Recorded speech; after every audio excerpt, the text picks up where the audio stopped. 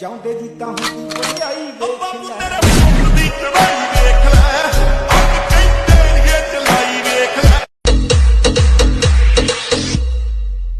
ਕੋਈ ਬਾਤ ਹੈ ਤੋੜਨੀ 6 ਫੁੱਟ ਦਾ ਪੁੱਟ ਤੋੜਨੀ ਚਿੱਟਾਂ ਦੇ ਪੁੱਤ ਦਾ ਕਰਾਂ